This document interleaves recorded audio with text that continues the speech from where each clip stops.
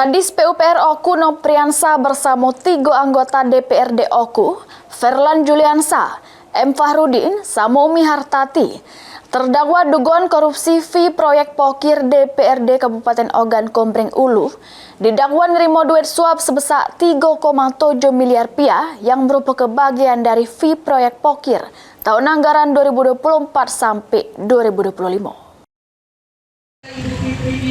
Lembaga Kemasyarakat Wanita pada saat Asia Pak, kami minta tolongnya. Sidang pembacaan dakwaan terhadap 4 terdakwa dugaan korupsi fee proyek pokir DPRD Kabupaten Ogan Komering Ulu digelar di Pengadilan Tindak Pidana Korupsi Tipikor Palembang.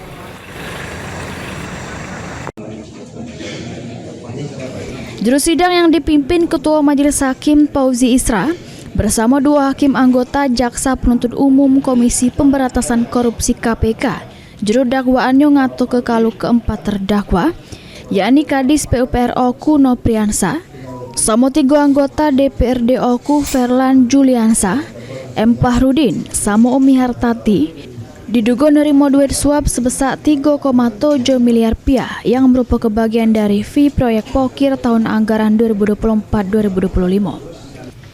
Yang dirinci ke 1,5 miliar dari terdakwa Ahmad Sugeng Santoso sama Mahendra, serta 2,2 miliar rupiah dari terdakwa M. Fauzi alias Pablo.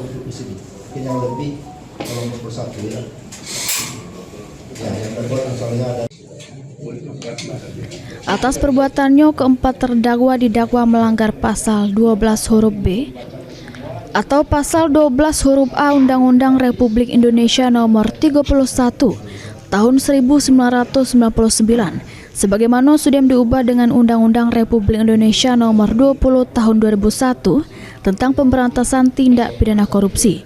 Junto pasal 55 ayat 1 ke 1 KUHP junto pasal 64 ayat 1 KUHP.